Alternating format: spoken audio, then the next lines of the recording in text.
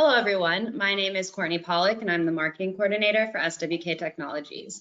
I'd like to welcome you to our webinar, Gain Additional Acumatica Expertise with Free SWK Resources, presented by Joe Santoro, Mary Abdian, and Seth Kuhn, along with other SWK team members.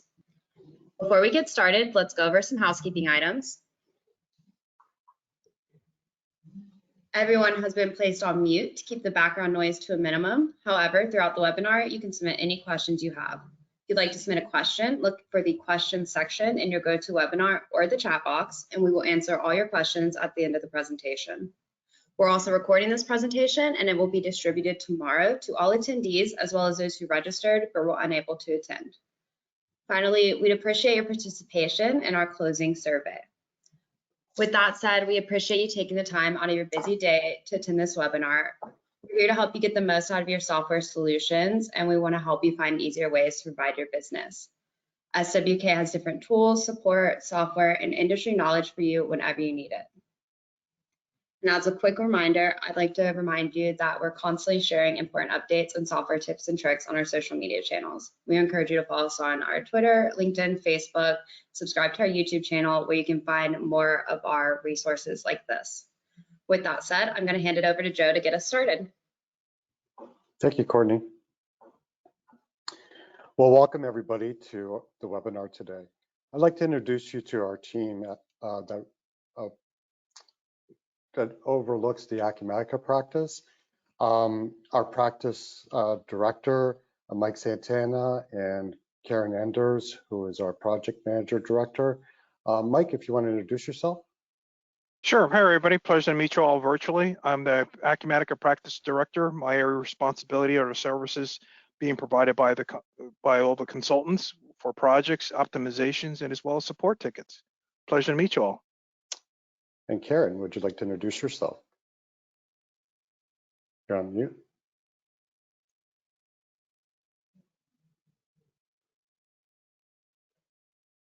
There we go. Hi, everyone. It's nice to meet you. My name's Karen Enders. I am the PMO director for SWK Technologies, overseeing the Acumatica group. I also oversee the support desk for our Acumatica team. And I work with the project managers to deliver all of our projects. Thank you, Mike and Karen. Thank you. So Mary and myself, we are part of the Strategic Technology Advisory Team that assists clients in building out a digital transformation plan and aligning their business practices and objectives to the technology that you're currently using. Also on today's webinar is Seth Kuhn, who's going to be presenting some Acumatica features that are coming out in the current release. And his team with other solution architects, James, Steve, and Naaman, they are there to assist you in any type of solution design that you may need for your organization. And obviously your customer account managers, the team leads, Ashley Bonds, or Mike Fiala and Sherry Palumbo. They are focused to service you in any needs that you require. And please reach out to them if you have any specific needs. Next slide.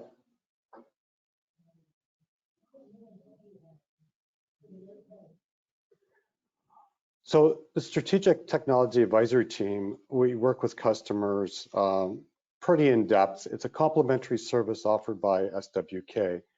And our goal is to collaborate, communicate, and consult with you in defining your business objectives and goals, building out a plan that meets those business case requirements, and really help you navigate through technologies and the Acumatica roadmap. One thing that we provide is a customer portal that we can definitely communicate and work together on these objectives, as well as many of the tools that you'll find in the presentation that Mary is going to show later of how the portal, you can interact with the portal to best suit your user base within your organization. Next slide. I think we missed a slide, one up. I'm sorry. Sorry, one up, Seth. There we go. If you don't have access to the portal, you can go to our website. We have many resources available to you regarding Acumatica, as well as ISV products, blogs that we post, and anything that centers around Acumatica, you'll find in our resource center on our website. Next slide. We recently had a Acumatica user group summit in Atlanta last month. Very well attended, very interactive. Users were able to work and collaborate together on some of the things that they were wanting within their systems and how they address specific business issues with Acumatica. The interaction was, very strong. Many of the attendees rated it very highly, especially the training sessions. We did provide multiple training sessions following the conference day, but we did have awareness training throughout the conference, and the interaction was highly positive. Future events are coming to your areas. And the next ones are Chicago and Phoenix in 2023. And we encourage you to consider attending the Acumatica Summit in Vegas from January 29th to the 3rd. Really solid event with a lot of interaction with customers and partners and ISVs, as well as training sessions in multiple industry editions of the Acumatica product lines. Seth? So I'd like to introduce Seth Kuhn, Solution Architect Manager for our Acumatica practice, and he'll be taking you through the version 2022 R2 overview. Thanks, Joe. Appreciate it. Welcome, everybody. Here to review some of the enhancements that just came out in the 2022 R2 release. I think, as everybody knows, Acumatica does 2 major releases a year. The first one comes out in the spring, and then the second one comes out in the fall. And so it just came out. And here's just some of the features that we'll be kind of going into. If you have any questions about any of these, feel free to put them in the chat. It is new functionality, so I know as much as I can in the past few weeks, but we can always, schedule a session and kind of dig in a little bit deeper. I want to start with some of the usability functionality, and then, we can go into some more of the more common features that everybody be using, and then there's certainly some industry-specific things that we can talk about. So from a usability perspective, I don't know if you have the mobile app and if you allow automatic upgrades, you might have already seen some of the enhancements to the mobile app. We're going to take a look at that, but also they've added in some side panels, which maybe you've used on certain generic inquiries in Acumatica, or maybe you don't use them at all. But they've added some kind of stock, enhancement to some of these views to try to help people out. They've also improved a little bit of the help functionality, which we can look at real quick. So let's keep going here. So let me pop over into Acumatica, but as we do that, just note, some of the things that they've improved for the mobile workspace. The branches or companies can be kind of color coded as they are, in the desktop version. I'm going to show you got the ability to kind of to move around these different workspaces here, reorganize things, kind of each user can. And remember, each person that's logged in, they still only have access to what they're given access to from a user perspective. But we can also add KPIs, any KPIs in the system we can add pretty easily. You can see recently viewed records and so on. But let's pop over to Acumatica and take a look.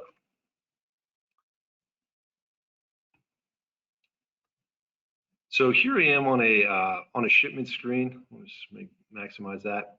And you'll notice already, if you have, shipments, order management at Acumatica, that we've got some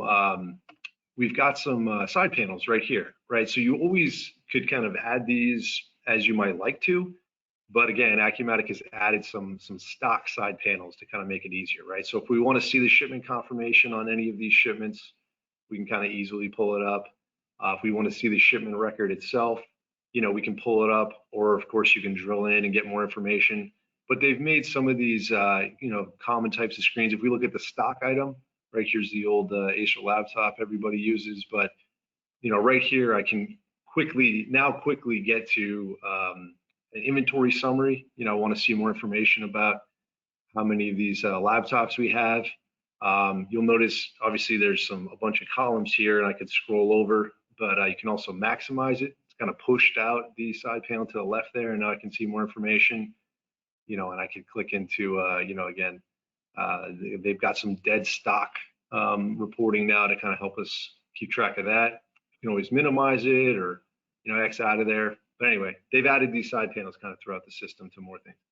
I think they were felt like everybody could kind of tailor the system, but it doesn't always necessarily happen, right? And so they just kind of put in some stock things, and we can always modify those if we want to.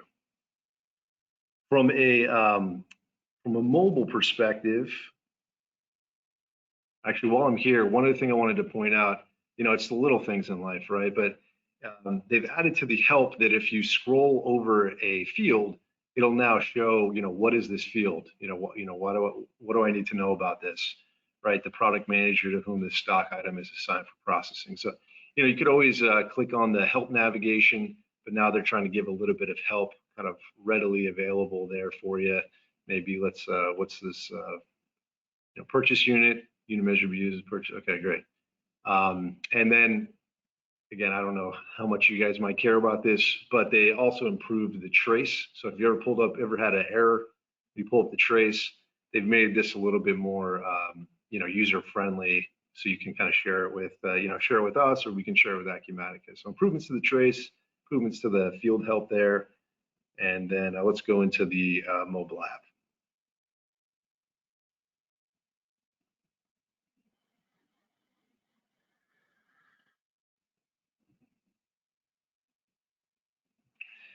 So you can see my screen here. Let me minimize that.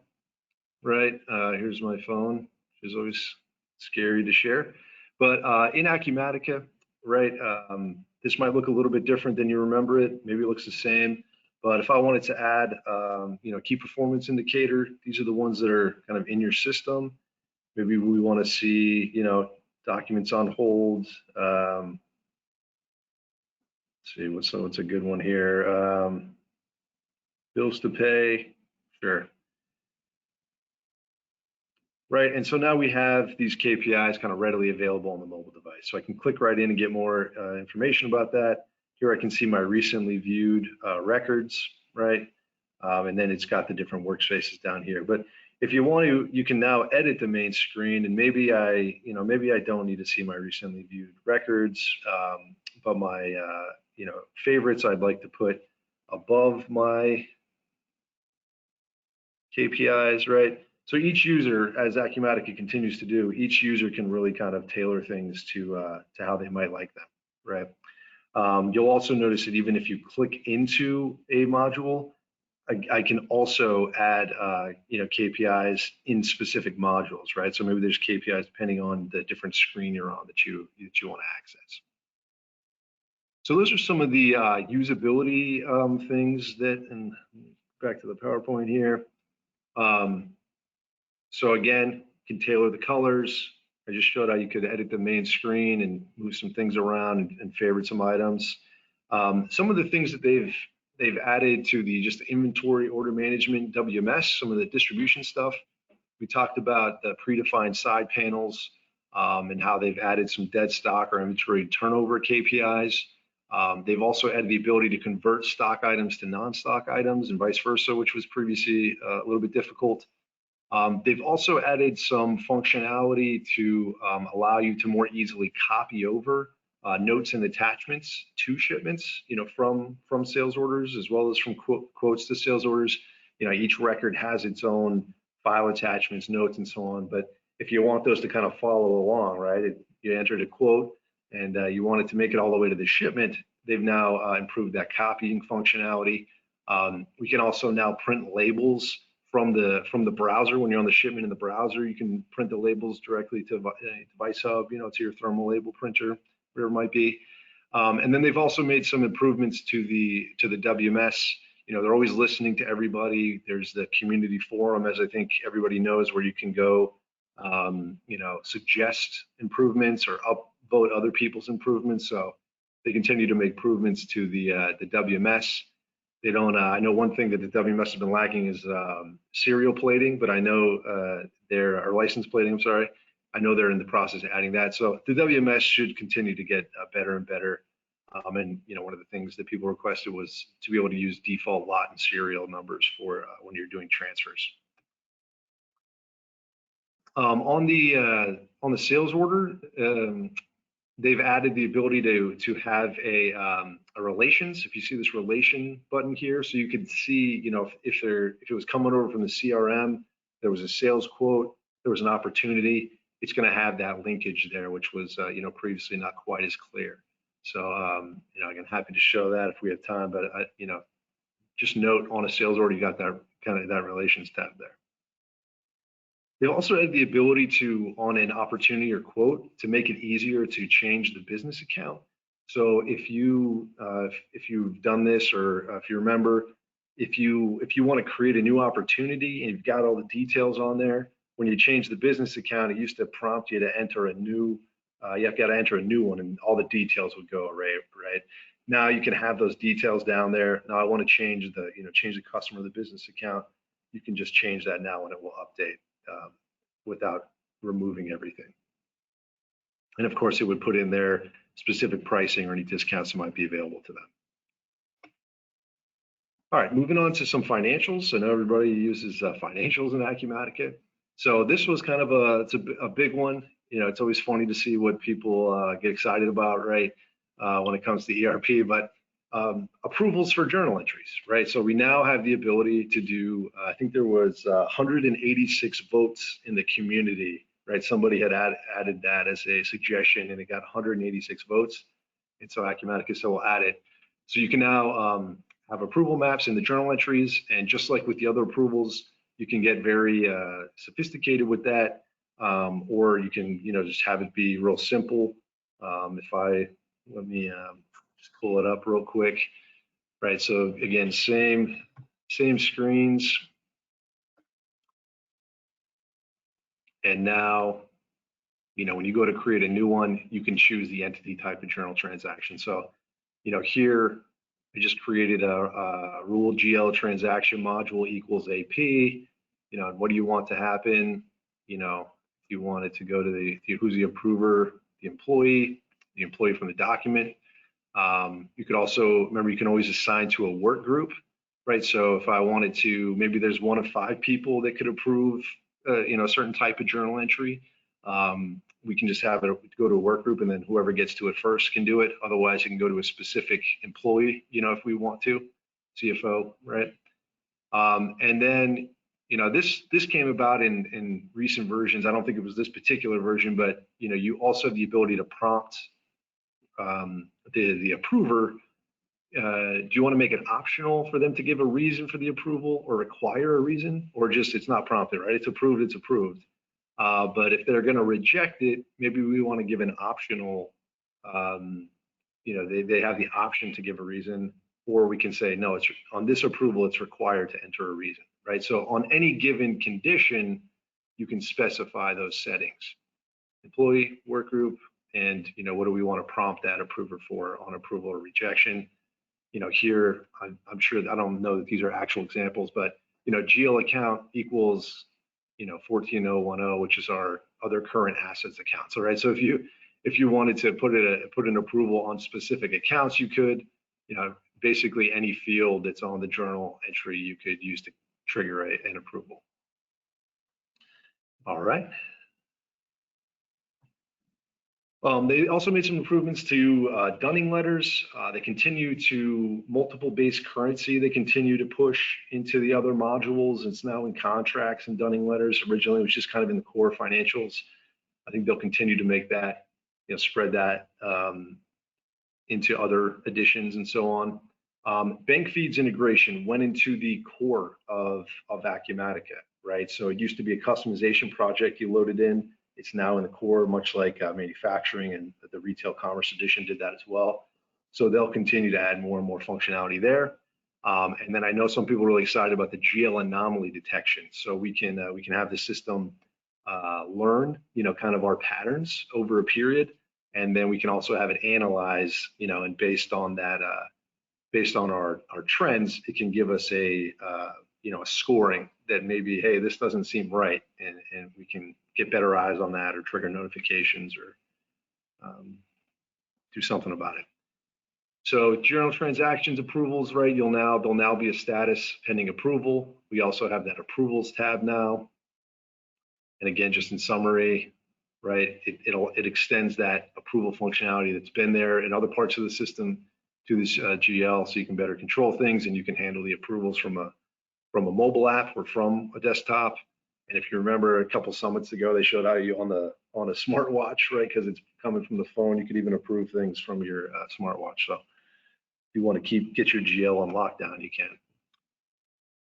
Going back to the bank feeds, I'm sure you guys have all heard, or maybe you've tried the Plaid integration, which I noticed, Venmo and Chime and different people use to connect to many different banks, especially the bigger ones. I think Etsy, my wife has an Etsy store, and there I noticed they're even doing that now. So Plaid is pretty prolific. They're adding more and more, banks all the time. But they also added this MX, integration. So if Plaid doesn't have your bank, we can try MX too. And so between the two of them, we cover a lot of ground. But remember, even if we can't connect to the bank through one of these services and automatically pull in the transactions, we can always load in the transactions kind of from a file and still go through the reconciliation process and use a lot of that functionality. Talked about this anomaly protection already, but again, it's if I want to pull it up real quick, just so you can kind of see a little bit, but you basically have this screen, which it's a processing screen in Acumatica, right? So you could always come in and process it, or you can come and hit process all, right? If you have multiple companies and branches, or these processing screens can always be put on a schedule if you wanted to just kind of run, once a period, once every 6 months, whatever it might be. And what are the actions? We can train the model, right? So train the model from period to period. We feel like that was a good amount of some clean data there, right? I think that he'd recommend 18 months if you can. But once you train it, then you can run the process to analyze the transactions, and that's where it's going to flag things if they look a little weird. You can specify on the companies whether you want them to be part of this or not. It's just setting on the company record itself. But going back to the PowerPoint here, this is what it would kind of look like when you run that anomaly detection. So here we have an anomaly score at 99.72%. We're dropping 25K just in July for office cleaning expense. Maybe that's normal for you. No judgment-free zone. But that's not normal for this system, right? So you're going to get that scoring too. And just to note, this is one of the Acumatica has added a category called experimental, additions. So they're still, gathering feedback and going to see how people use this, and they'll continue to kind of modify it. Other improvements in the financials, 1099s. I think this is one of the advantages to being in a cloud ERP. Right, the government's always changing things. 1099 NEC changes, and made changes to the 1099 miscellaneous form. Acumatica is updating those, right? So that's another reason to kind of at least be on an annual cadence of upgrades, so you can get those changes and help with your 1099 reporting. They've also shut it down to where you cannot, if you do not open a period in the master financial calendar, that people cannot use that date essentially to future date things. So that was a request from people. And then they added a little bit, made a little bit more dynamic, the tax zone that gets used from a customer. You can have it where it actually, looks at the ship to address. So previously you had to have a tax zone on the customer. Now, if you don't have a tax zone on the customer, it can still look at the ship to address, either the country or state or or city, if you wanted to. Again, they're trying to make things more and more flexible, listening to people's feedback. It's all right. Retail Commerce Edition, I had to lead with this because this is kind of my forte, if you will. But they have the ability to use multiple guest accounts. That just means, when you allow customers, that there's more B2C, allow customers to check out as a guest because they don't want to create an account. They're trying to keep under the radar, right? Those are all getting tagged to one specific customer in Acumatica. So if you check that after 10,000 transactions, it'll create another guest customer so that no one customer gets too bogged down. Bidirectional order sync with Shopify. So that was previously available with BigCommerce, but now it's available with Shopify. Essentially, the use case is, there's the Acumatica customer portal, but they're trying to make the BigCommerce and Shopify be able to function as a customer portal, especially because they have more of the ordering functionality that people are accustomed to with Amazon and so on. So it's a nice shopping experience and so on. Well, that's fine, but can I get my specific pricing? Yes, you can, especially with BigCommerce. Can I, if somebody places an order at a call center or in Acumatica directly, can I have that show up in the shopping cart? That's what that bidirectional sync is doing, right? So it's always been easy to pull orders down from Shopify or BigCommerce, but now we can push orders back to say, I want them to see all their orders, and so on. They also added an external description of the sync history. That's useful. Sync history is really where those handshakes are happening. Customer and in the shopping cart equals customer in ERP. There's a handshake. This order equals this order. And so they added some a description to kind of help you with the management of that. You can map to that field so you can kind of more clearly see what things are. Again, it's helpful, trust me. And then, some flexibility to attach payments to invoices. Previously, if the order was kind of completed or the invoice was released and the payment hadn't been synced yet, or something happened where typically the payment comes in on the order, but if the payment hadn't for some reason, and you had to say there was an error, you had to manually sync the sales order. If that payment didn't get synced before it was shipped and invoiced and everything, it didn't like that the invoice was already released. Now you can still put that payment on there. So again, I think they do a good job of fixing the issues and continuing to make things better. And then you might have noticed they went from the Commerce Edition to the Retail Commerce Edition. So they're adding more functionality for the AcuPoint of Sale. I think there's going to be some big changes that come to that in the coming years. Currently, it's more kind of counter sales, but I don't think that's always going to be true. Manufacturing Edition, as I said, they continue to push the base currency like a virus. It continues to grow further and further into the system, but it's not a virus. Virus is a bad analogy, but you get my idea. Better support for customer and vendor restrictions. Again, side panels are adding it to more and more screens. They added some functionality to check for over completion by operation, and then probably one of the some improvements to MRP down here. Probably one of the bigger things is this engineering workbench. So let me just pull that up real quick. Oh, we should have already had that up. I think it took a screenshot. But part of the idea is that you can, it's helping you better edit the bill of materials. Let me just pull up the screenshots. It's gonna be better for everybody, I think. Yeah, so, right, this is, a new screen. You got an existing bill of materials, but you want to do a revision, right? You've got your operations material steps. You can kind of modify it. Just, again, trying to help you kind of better facilitate the engineers modifying these bombs. Construction Edition, they added the unit quantity billing. I think it was last year, but they continue to improve that. Anytime there's something new, it's going to see improvements. They've exposed project management functions to the mobile, so mobile app's you can better do submittals, drawing logs, and then there's a managed release, which means they used to call it early adopters. Now it's called managed release. It sounds better. But if you want to be able to annotate drawings in the mobile device, through the file attachments. You know, it's pretty crazy, but they're adding that. I can see why that's a managed release. And then, you know, they continue to, with the integrations, you know, not just specific additions, but kind of globally, they continue to improve these integrations, as you even saw with the bank feeds and so on. So some of these key construction integrations. If you want more questions on that, I can get you in touch with James. As Joe said, I have some colleagues that specialize in some of these additions. And then field service, you know, they added the ability to add an expense receipt recognition, so we can get OCR scanning from the appointment. Used to be available on a service order, but now it's on an appointment. And then recording accurate unit cost information that cost was really pulling from the item master. But now if you're generating particular POs or bills, you know, on that, you know, work order appointment, it's going to be more, the costs are going to be more accurate and specific to that actual job.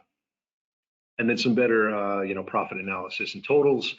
And then much like with the construction additions, certain integrations are improving. We're also improving the WorkWave integration to help schedule employees by skills. That does require the WorkWave route optimization add-on. But again, if you have any questions on any of this, we're happy to, you know, follow up with you guys on. And then generally, again, just some of these integration improvements. You know, Avalara has been strong tax integration for a while. Vertex came along shortly thereafter, so they've made some improvements to those calculation enhancements. And some of these improvements, you know, has to do with the API calls. You know, especially when it comes to like the shipping ones and tax ones. You don't want to overcall the other system, right? Because those costs can often be generated based on those calls. So I know in the ship engine one, they've kind of streamlined it so that it's not calling repeatedly. It's just making it kind of one call. They've also made some improvements to ship engine as far as generating or creating manifests when you have multiple, you know, for multiple shipments. And they also added, again, it's the little things, but entering box dimensions on the fly. So you know, previously you've had specific boxes with their dimensions that are, you know, you can either have automatically assigned to a sales order shipment based on, you know, based on the quantity of the item and so on. But even if you don't have the automated packaging, you manually select the package, right?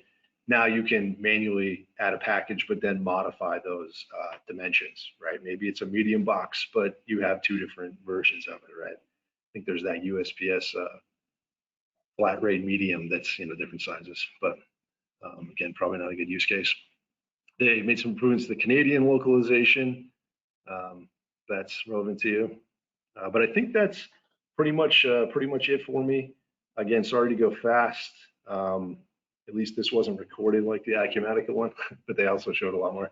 But again, if you have any questions on any of this, we're always happy to kind of discuss them with you. We do highly recommend doing at least one upgrade a year, but you're entitled to two, right? Based on your Acumatica subscription. And then kind of, I guess one of the last things I'd point out, probably everybody knows, but if you go to builds.acumatica.com, right, they're going to have all of the release notes themselves, so which kind of go into more details, kind of break it down in different categories. And you can also, you know, the 2022 R1 release notes are probably also pretty handy. I think Mary's going to talk about, you know, where we might provide easy access to these links. But without further ado, as a nice transition, I think I will kick it over to Mary. Sorry if I put anybody to sleep. Hey, thanks, Seth. I appreciate that. Can you hear me okay? You can. Great. Well, that was really a great presentation, and you know, your presentation, Seth, really brought to life a lot more than the release notes do. So thanks for doing that. Appreciate it. Yeah. Well, hi folks, I'm Mary Abdian. I'm one of Joe's colleagues in our strategic technology advisor team, and I think I've met many of you before. The first thing I wanted to do was talk a little bit about how we strive to collaborate and communicate and consult with you around your ERP system. I'm going to go ahead and share my screen because what you're seeing now on the PowerPoint presentation is a picture of what we're going to look at live. So I'm going to go ahead and share my screen. And I'm going to ask Seth or Courtney to tell me if you can see my screen okay now. You sure can. Great. All right. So this is something that SWK has put together for our existing customers, and we call it a resource center. And just like Seth has shared with you throughout his presentation, there's just a number of ways to get information about Acumatica.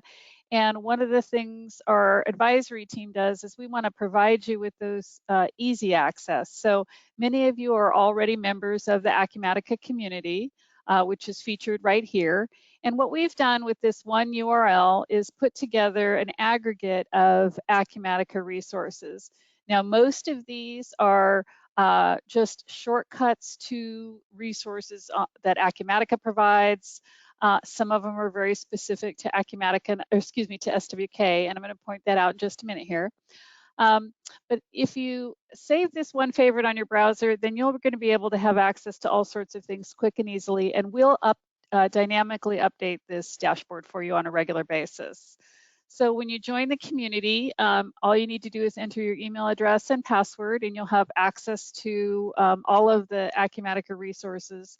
The universities here is the same, and then all the help guides, both historical and current help guides, are available here from Acumatica.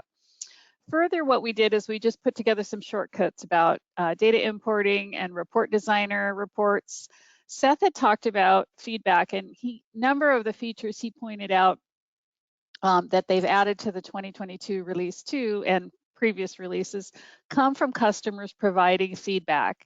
And one of the themes you're going to hear throughout my little presentation here is feedback. And we really want to hear, one, what's important to you, two, drive you to this particular link here to provide feedback to Acumatica on features and functionality that you want.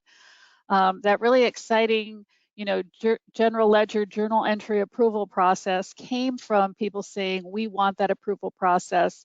A lot of people voted for it, and Acumatica added it to this release. So it's really important that you do provide feedback to Acumatica on features and functionality. Seth brought up the release notes a minute ago, and if you click on any of these hyperlinks, they will take you directly to the PDF documents and the release notes. After our presentation today, I'm going to take Seth's PowerPoint presentation and I'll add it here too, so it'll be those little shortcuts for you to share features with maybe others in your organization that didn't have the opportunity to attend the session. So this dashboard here is something that you can share with any other users in your organization. And it's not anything unique about your company. It's unique information that SWK has aggregated for you. So you can either take the link on the browser here and share it. They don't need to do anything other than enter an email address, and they'll have access to it. So one of the other things that I really want to focus on today is talking about the importance of taking advantage of the new features that Acumatica has.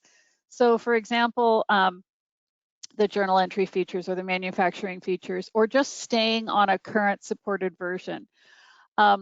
There's all sorts of other informational items that are available here to you. And when we have a specific meeting with you and your organization and we share even more resources with you, we'll walk through a lot of those details.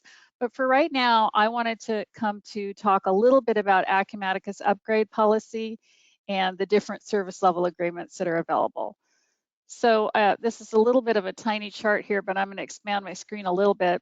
But Acumatica has a particular product life cycle. And what that means is as they add a new version, they do retire other versions. So it's important to know what version you're on and to know when it's expected to retire.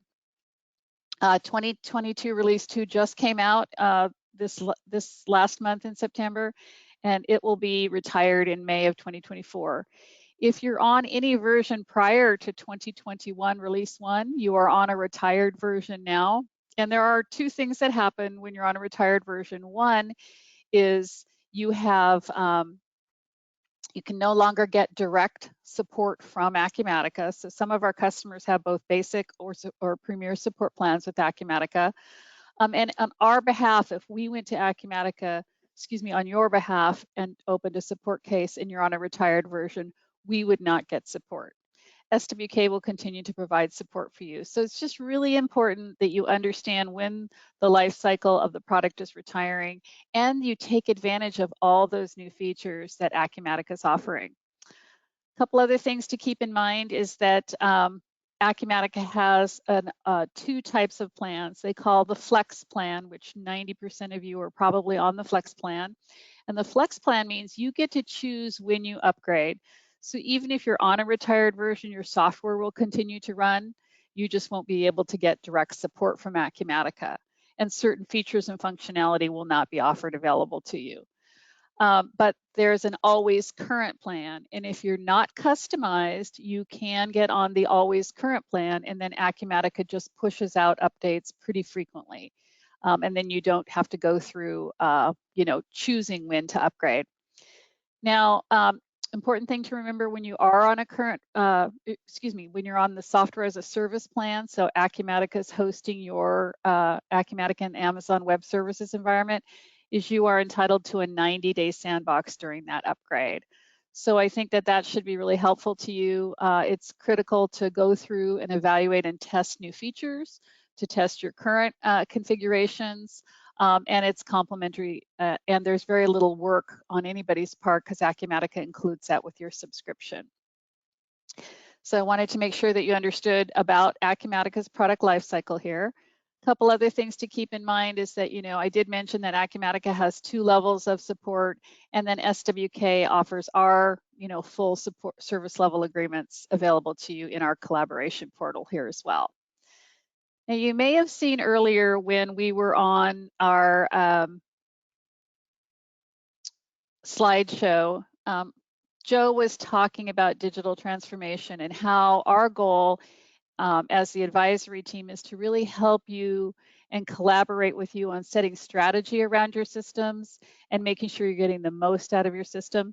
Our services are complementary. So Joe and I and others on the advisory team work with our customer account managers. And I know you know Sherry, I know you know Ashley Bonzer, Ashley Bodai, and Angela Harris. So the advisory team and the customer account managers work very closely, and all of our services are complementary. So we really encourage you to respond to the inquiries by our customer account managers, request a meeting with us so that we can share even more information with you here, make sure you have a listing of all the modules that you're licensed for, what your subscription is, when it's renewing, and then also understanding things like the commercial transaction volume and what's involved there. I mean, our goal is to educate you, is to keep you informed, and to allow us to help you take the most of the Acumatica system and put it to work for your organization. One of the things you may have seen on the screen is that after we go through working with you and kind of helping set strategy around your system, we can actually help you present your initiatives and how they relate back to your strategic plans as a company to your organization. So we do use Smartsheet to collaborate and collect all that information. But you may have seen a sample of our digital transformation plan. And the digital transformation plan is kind of the end result of a complementary advisory team meeting. One of the things you'll see here is that we put together a variety of pieces of information. Pardon me, I went a little too fast there. Make this a little bit bigger here too. We'll identify what your goals and objectives are. We'll lay out what a digital transformation plan might look like. Any specific milestone dates that come up, we'll plot those out on a work plan for us. We'll define future projects. We can put together budgets and anticipated timelines, and then provide a conclusion. So if we glance through this, here's an example of a customer who had some specific goals and objectives they were trying to achieve. We put those specifically out into a to-do list, and then we can link right back to the Smartsheet workspace and share that. We put together, you know, what the plan looks like from a timing, due dates, and whether tasks are completed or not. We put together milestone dates so that we can share this with our the executive team at our client site. And then further, we went on to say, what are our future projects? So what are the things that are, you know, longer term, not things that we're executing on immediately? And then lastly, reminding folks of all the resources that are available from our collaboration space. So I wanted to kind of go back to the PowerPoint presentation, Seth. So I'm going to stop sharing my screen here, and maybe we can shoot back to that screen. Great. So one of the things that we're here today to do is to really request your feedback. You know, we want to improve. We know everybody has room for improvement, and we thrive on your feedback. It's also important to know that Acumatica thrives on feedback. And I think, again, kind of going back to that example of when we provide feedback and we vote for ideas with Acumatica, they actually add those features to the software. In the coming weeks, you're going to be receiving a message from Acumatica, and they're going to be asking you some questions about your satisfaction with the application and with us as your partner.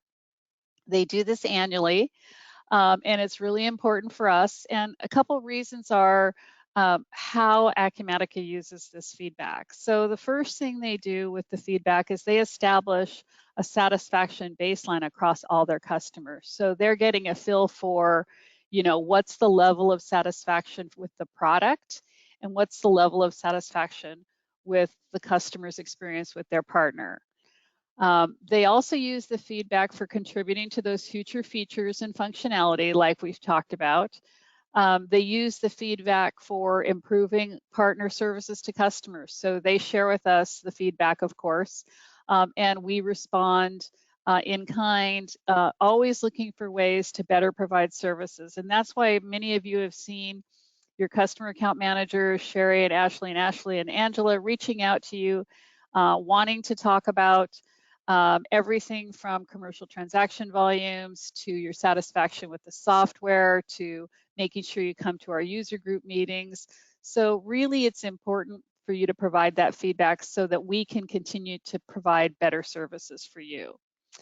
Another final kind of point that the feedback is used for is really measuring and improving your satisfaction. So we want to see your level of satisfaction go from, you know, the point it is today to a higher place. Your feedback really helps us do a better job of collaborating with you. I think that's why you've seen us put together our advisory team. It's why you've seen us put together our collaboration workspace and the resources in the Acumatica Resource Center. And then lastly, your feedback really helps Acumatica deliver a world-class software application. We know that you have a business to run, and we know that your business is critical, and taking care of your customers is critical. We know that the Acumatica ERP system, you know, is a foundation for capturing good data, delivering good products and services to your own customers. So your feedback really is important.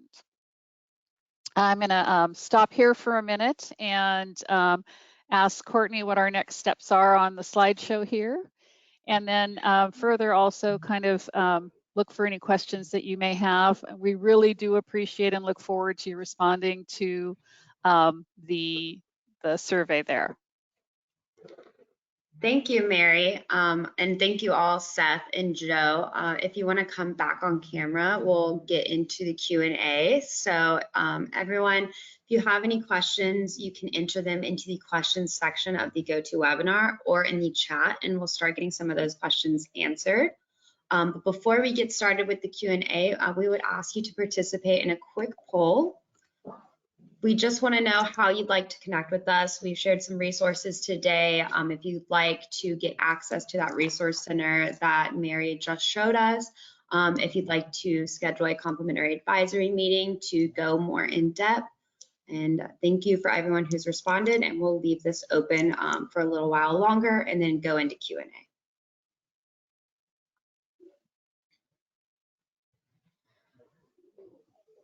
Okay, And I see most of you have responded, so we're going to close that out shortly and let the last ones come in. And Courtney, I just want to add that remember that access to our resource center and our customer portal is absolutely complimentary. So there's no cost to you to interact with those resources in the Smartsheet Resource Center. Awesome. Okay, we're going to close out the poll. So thank you everyone for responding.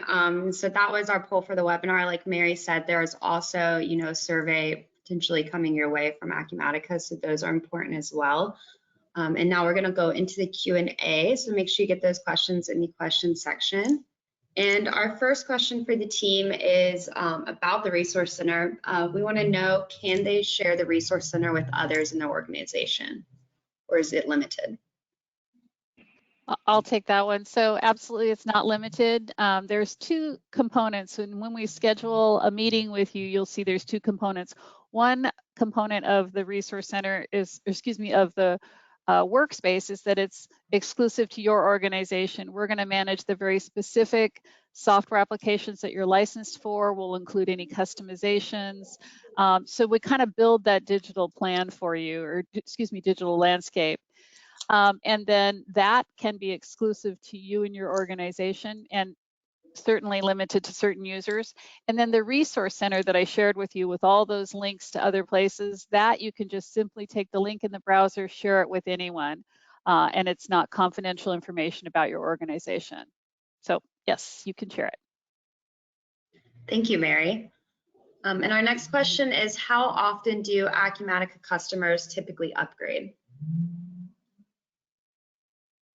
Beth, you want to take that one, or you want me to take it? I would say most of our customers do one release a year, and that's because especially our e-commerce customer is really busy at the end of the year, right? The fall is not a good time to start testing an upgrade, but obviously every company has their seasonality and vacations and so on. So I would say it's most common to do one per year, but we do have customers that do both, both upgrades per year because they just want to be on the latest and greatest. So I'm going to just add to that there are two major releases a year. Seth just went over the 22 release 2. In last March, we had 22 release 1. So that complimentary sandbox that you get when you're software as a service for 90 days, that is for each major release. So you could actually upgrade twice in a year if you wanted to. Again, the typical cadence is once a year. But it's also important to note that Acumatica has shortened their product lifecycle a little bit, and that's because of the constant new features that they're adding and wanting to maintain, good quality versions of those. So I believe we're down to about 15 months now on a release. So it is important to work with your customer account manager. After you've gone through an upgrade or two, you'll start to realize that we have built out our work plans. We've got our test scripts that you've developed based upon our kind of foundational test scripts, and the impact of the organization gets less and less each time. So it's really important to just kind of build that cadence. So I agree with you. Once a year is probably a good target, and then that gives us a little wiggle room if your business has an impact or somebody's out on leave or something like that. Gives you a little wiggle room to stay within that supported version. The more often you do it, the easier it is. Agreed. Okay, great, good information. And then our next question is about the new release. So the question is, were there any updates on the customer files for, quote, date of last activity, or on the stock items for date of last sale? They're looking through the release notes, but they haven't seen anything about those items.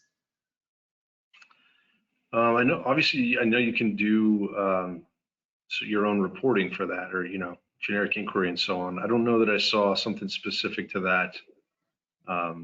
They added some functionality stock items for dead stock, but you could always do a business event or something like that if you want to trigger something based on last activity of a customer.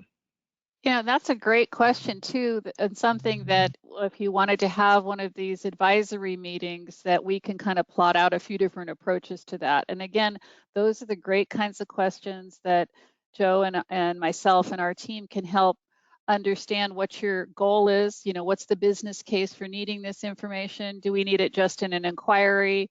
And again, to Seth's point, you could have a business event that would, you know, trigger something to say, hey, this just changed. So those are the kinds of questions that if you'd like to schedule with your customer account manager a meeting with us, then that would be something we could explore. Again, our services are complimentary. We're not going to be a consultant. We're not going to make any changes to your system. If we do need to get you engaged with a consultant, we'll pass on the detailed information we've gathered to kind of expedite things a little bit for you. And I would just point out too, business events originally you could do a trigger an email, an import scenario, or a mobile push notification.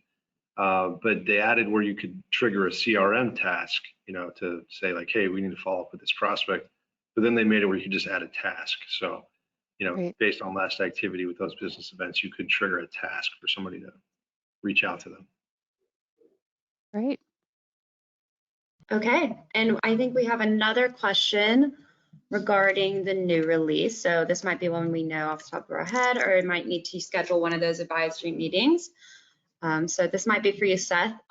In out-of-the-box shipping functionality, does Acumatica 2022 R2 now support scale integration?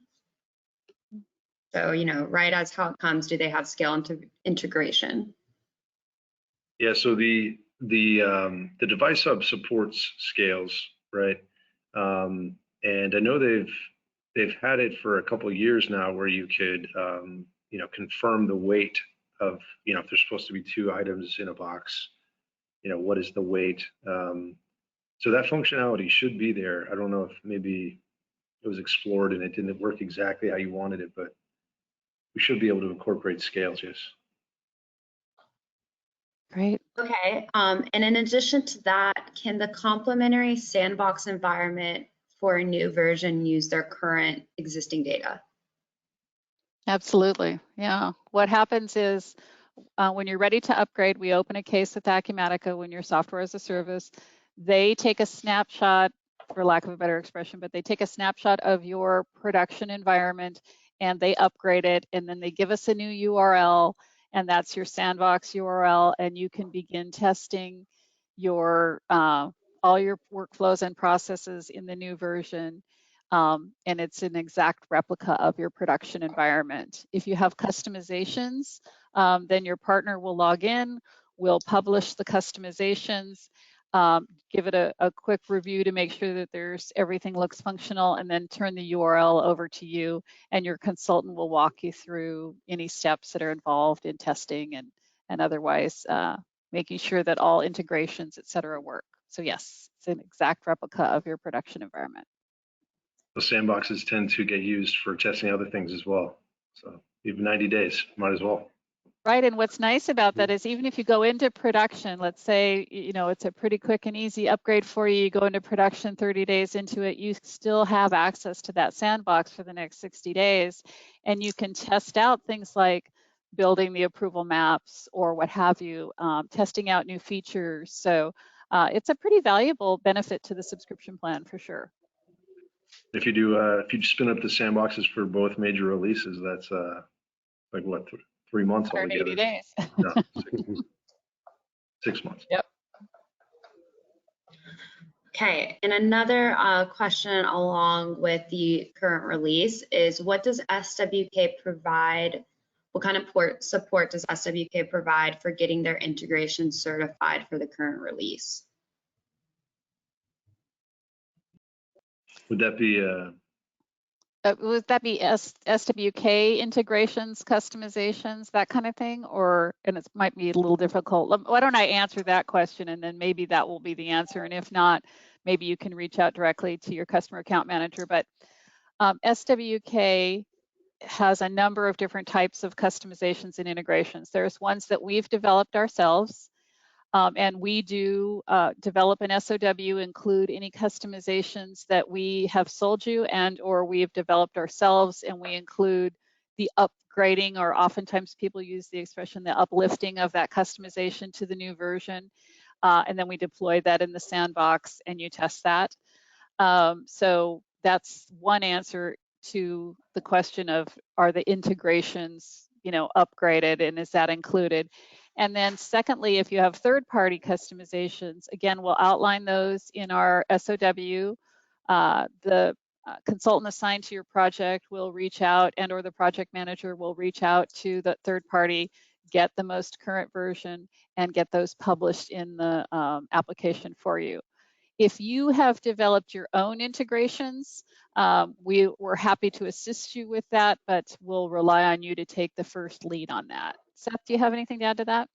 Yeah, I would just add, Acumatica has different versions of the endpoint, right? They do make newer versions of it. So there's a 2017 version, of 2018. I think they skipped 2019, but then 2020. The older versions of the endpoint are still there and available. So it's not like if you built the integration in 2017 and you're hitting that endpoint, that endpoint's all of a sudden gone and you have to update to the 2021. That 2017 version is still there for you that door is still open. Great, good to know. Great, so unless we have any last minute submissions, I think that will be our last question. And if so, I'd like to thank our SWK team for putting on a great presentation for us today. And I also want to let everyone in the audience know that we are currently working on scheduling new Acumatica user events for 2023. So keep an eye out for those events if you'd like learning more about your Acumatica solution or you're interested in additional trainings. And with that, I think we'd like to thank everyone in our audience for attending this webinar, and we hope you have a wonderful rest of your day. Yeah, thanks for your time, everybody. Great, Appreciate it. thank you. Thank you. Bye-bye.